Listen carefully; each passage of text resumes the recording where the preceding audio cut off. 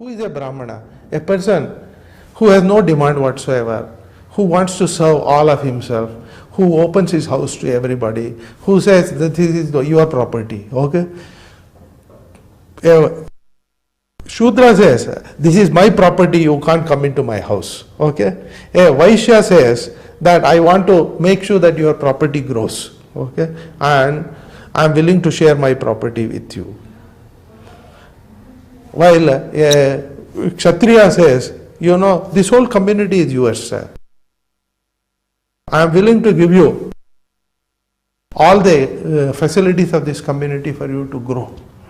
You don't have to give me anything in particular. If you grow, that is good enough for me. Okay. But in case of a Brahmana, he says everything is yours. Nothing is mine, no controls. Okay. So in an ashram, when a Brahmana says, all this is yours, he really means that this whole ashram is yours only. As you come in, you are not the guest here, you are the owner of this whole property.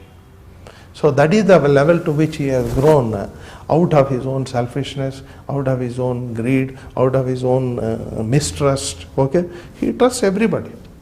Even if a thief were to come to take it away, he says that is also okay. You are the owner, you do whatever you want. So he becomes an equalizer in society out of love. While the person, the Vaishya, the Kshatriya, he equalizes the society by virtue of his power and seeing that everybody gets it.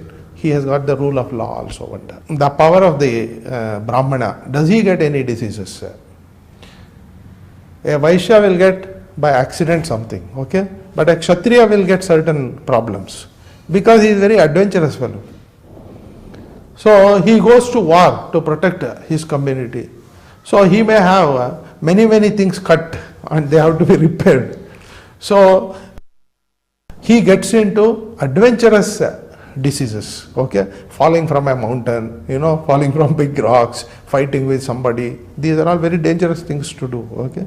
So he has got those problems, but he is not suffering from blood pressure, diabetes and all. If you are suffering from blood pressure and diabetes, how you are going to go and fight a war? He has got to be very healthy, over healthy. You see, usually a Kshatriya who is so much in love with everybody, for him love is everything, okay? That person automatically, you see, he feels, and you look at his face, it feels very bright and very energetic. You see the kind of aura of a great leader. Okay. But in case of a Brahmana, you will not find that kind. You will find a very soft energy which is loving and encompassing everything. Okay. So you feel completely at home with a Brahmana. As soon as you meet a Brahmana, if there are true Brahmanas. Now today we are having Brahmanas by name, by virtue of their birth. They call themselves Brahmanas, which is not true. There is nothing like a born Brahmana. Only you can elevate yourself to be such a Brahmana. Once you elevate to be such a Brahmana, anybody will feel that he is my home. Anywhere else I may not have a home, but with this Brahmana I have a home. Okay? And he is very knowledgeable. He is always doing more and more into tapas, more and more into learning, distinguishing the truth from the untruth. He is the natural teacher for everybody.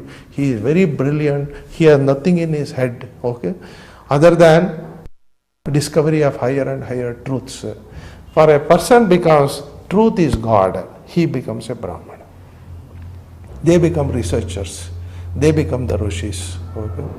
And Mahatma Gandhi was one such person who became a Mahatma, who became a Brahmin out of his endeavor, out of his tapasya, out of his love for everybody. He became Vishwavandya. That means not only the English went away from here, but they respect Gandhiji in England.